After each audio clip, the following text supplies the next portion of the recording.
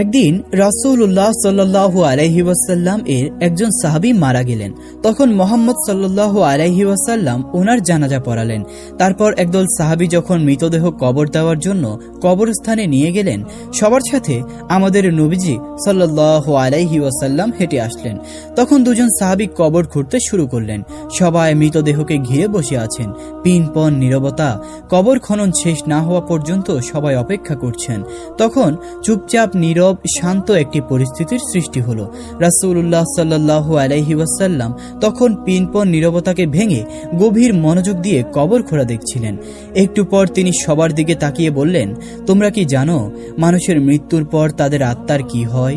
সবাই তখন খুব আগ্রহের সাথে রাসূল সাল্লাল্লাহু আলাইহি ওয়াসাল্লামকে জিজ্ঞেস করলেন, ইয়া রাসূলুল্লাহ, আপনি বলে দিন, আমরা তো জানি না। নবীজি তখন একটু চুপ থাকলেন এবং সবাই ওনার কাছে এসে ঘিরে বসলেন।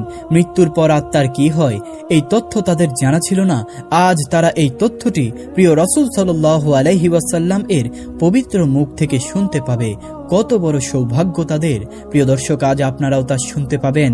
রাসূল সাল্লাল্লাহু আলাইহি ওয়াসাল্লাম মৃত আত্মার বিষয়ে কি বলেছিলেন, মৃত্যুর পর কি হয় মৃত আত্মার। শোনার জন্য সবাই অধীর আগ্রহে রাসূল সাল্লাল্লাহু আলাইহি ওয়াসাল্লাম এর চারপাশ ঘিরে বসলো। তিনি একবার কবরের দিকে তাকিয়ে মাথাটা তুলে আকাশের দিকে তাকালেন। তারপর তিনি গল্পের মতো করে বলতে শুরু করলেন। তিনি বললেন, শোনো, যখন একজন মানুষ একেবারে মৃত্যুসজ্জায়, তখন সে মানুষ ফেরেশতাকে দেখে ভয় পেয়ে যায়।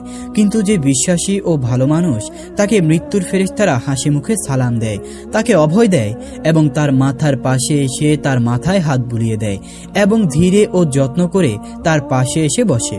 তারপর মৃতপ্রায় মানুষটির দিকে তাকিয়ে বলে, হে পবিত্র আত্মা, তুমি তোমার পালনকর্তার ক্ষমা ও ভালোবাসা গ্রহণ করো এবং এই দেহটি থেকে বের হয়ে আসো।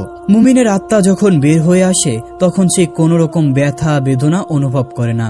রাসূল সাল্লাল্লাহু আলাইহি ওয়াসাল্লাম তখন একটু ভালো করে উদাহরণ দিয়ে বললেন, উদাহরণ হিসেবে মনে করো একটি পানির পাত্র কানায় কানায় পূর্ণ হয়ে যাওয়ার পর উপর থেকে এক ফোঁটা পানি যেমন নিঃশব্দে নিচে নেমে আসে, ঠিক তেমনি নীরবে ও কষ্ট ছাড়াই আত্মাটি তার দেহ থেকে খুব শান্তিপূর্ণভাবে বের হয়ে আসে। সে সময় দুজন ফেরেশতা বেহেশত থেকে বেহেশতি সুগন্ধি মাখানো একটি নরম সুতির চাদর নিয়ে আসেন এবং সেই আত্মাকে সাদা চাদরে আবৃত করে আকাশের দিকে নিয়ে যায়। তারা যখন আকাশে পৌঁছন, তখন অন্য ফেরেশতারা সেই আত্মাটিকে দেখার জন্য এগিয়ে আসেন। কাছে এসেই সবাই বলেন, সুবহানাল্লাহ, কত সুন্দর আত্মা এবং কি সুন্দর সুঘ্রাণ।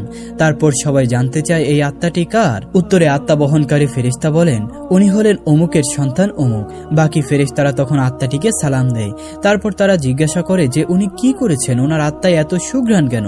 আত্মা বহনকারী ফেরেশতা তখন বলে ওঠেন, আমরা শুনেছি মানুষজন বলাবলি করছে উনি একজন ভালো মানুষ ছিলেন, আল্লাহ তাআলার একজন ভালো বান্দা ছিলেন। তিনি অনেক দয়ালু, মানুষের অনেক উপকার করেছেন। সে এতটুকু বলার পর রাসূলুল্লাহ সাল্লাল্লাহু আলাইহি ওয়াসাল্লাম একটু থামলেন। তারপর ভালোভাবে সবার দিকে একটু দৃষ্টি দিয়ে ওনার কণ্ঠটি একটু বাড়িয়ে বললেন, এই কারণেই বলছি, সাবধান, তোমরা কিন্তু কখনোই মানুষের সাথে খারাপ ব্যবহার করবে না, কিন্তু কখনোই মানুষের সাথে খারাপ ব্যবহার করলে সাথে সাথে তওবা করে নিবে এবং উক্ত ব্যক্তির কাছে ক্ষমা চেয়ে নিবে। প্রিয় দর্শক, ফেরেশতারা এই কথা শোনা মাত্র আত্মা বহনকারী ফেরেশতারাও আকাশের দিকে এক ফেরেশতা অন্য ফেরেশতাদের কানে কানে এই কথাগুলো বলে বেড়াবে। এই কথাটি বলেই তিনি আবার একটু চুপ করলেন এবং কবরটির দিকে একটু দৃষ্টি দিলেন এবং তারপর আবার তিনি বলতে শুরু করলেন, এই সময় মানুষ যখন মৃতদেহটিকে কবর দেওয়ার জন্য গোসল দিয়ে প্রস্তুত করবে, তখন আল্লাহ তাআলা আত্মা বহনকারী ফেরেশতাদেরকে বলবেন, যাও, এখন তোমরা আবার এই আত্মাটিকে তার শরীরে দিয়ে আসো।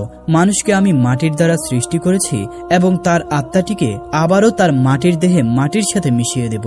সময় হলে তাকে আমি আবার পুনরায় জীবন দেব। তারপর মৃত ব্যক্তিকে কবরে রেখে যাওয়ার পরে দুজন ফেরেশতা আসবেন, তাদের নাম মুনকার নেকির। তারা তখন মৃতের সৃষ্টিকর্তা, তার ধর্ম ও নবীর সম্পর্কে জিজ্ঞাসা করবেন। এরপর তারাও চলে যাওয়ার পর সে মৃত আত্মাটি অন্ধকার কবরে আবার একাকী হয়ে যাবে। সে এক ধরনের অজানা আশঙ্কায় অপেক্ষা করবে। সে কোথায় আছে এবং কি করবে, এরূপ এক অনিশ্চয় নিশ্চয়তা এসে তাকে ঘিরে ধরবে। এমন সময় সে দেখবে খুব সুন্দর একজন লোক তার কবরে তার সঙ্গে দেখা করতে এসেছে। তাকে দেখার পর আত্মাটি ভীষণ মুগ্ধ হবে। এত মায়াবী, এত সুন্দর তার চেহারা যে সে জীবনে কোনোদিন দেখেনি। আত্মাটি তখন তাকে জিজ্ঞাসা করবে, তুমি কে? সে লোকটি তখন বলবে, আমি তোমার জন্য অনেক বড় একটি সুসংবাদ নিয়ে এসেছি। তুমি দুনিয়ার পরীক্ষায় উত্তীর্ণ হয়েছ, আলহামদুলিল্লাহ। তোমার জন্য আল্লাহ তাআলা জান্নাতের ব্যবস্থা করেছেন। তুমি কি সেটি একটু দেখতে চাও? একটু দেখতে চাও তুমি সে জান্নাত যা আসমান জমিন থেকেও বৃহৎ? আত্মাটি তখন ভীষণ খুশি হয়ে বলবে, অবশ্যই আমি দেখতে চাই, অবশ্যই আমি দেখতে চাই, আমাকে একটু জান্নাত দেখাও। লোকটি তখন বলবে, তোমার ডান দিকে তাকাও। আত্মাটি তখন ডান দিকে তাকিয়ে দেখবে কবরের দেওয়ালটি সেখানে আর নেই। সেই দেওয়ালের দরজা দিয়ে অনেক দূর পর্যন্ত যতদূর দৃষ্টি যায়, দৃষ্টির সীমা পেরিয়েও একটি সুন্দর বেহেশত দেখা যাচ্ছে। বেহেশতের সেই রূপ দেখে আত্মাটি অনেক মুগ্ধ ও প্রশান্তি লাভ করবে এবং সেখানে যাওয়ার জন্য সে অস্থির হয়ে যাবে। লোকটিকে জিজ্ঞাসা করবে, আমি সেখানে কখন যাব, কিভাবে যাব? লোকটি মৃদু হেসে বলবে, যখন সময় হবে তখনই তুমি সেখানে যাবে। সেটি হবে ইয়াউমুল কিয়ামার পরে এবং তুমি সেখানে চিরস্থায়ী হবে ইনশাআল্লাহ। আপাতত শেষ দিবস পর্যন্ত তোমাকে অপেক্ষা করতে হবে। ভয় পেও না, ভয় পেও না, আমি তোমার সাথেই আছি।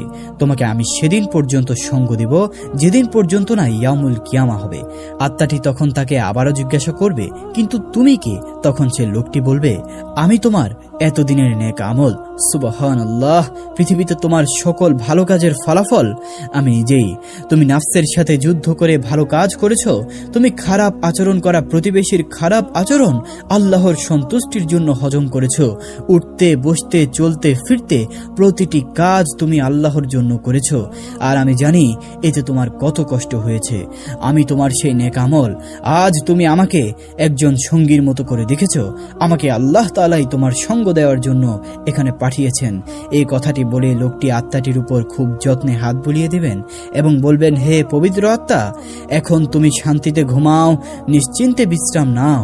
এই কথাটি বলার পর আত্মাটি এক নজরে বেহেশতের দিকে তাকিয়ে থাকবে এবং এক সময় এই তাকানো অবস্থায় গভীর প্রশান্তিতে ঘুমিয়ে পড়বে। রাসূল সাল্লাল্লাহু আলাইহি ওয়াসাল্লাম এতটুকু বলার পর আবার থামলেন। সাহাবীরা তো তখন গায়ের কাপড় চোখের পানিতে ভিজালেন এবং বললেন, হে আমাদের রব, আপনি আমাদের সকলকে পবিত্র আত্মা হিসেবে কবুল ও মঞ্জুর করে নিন। আমিন।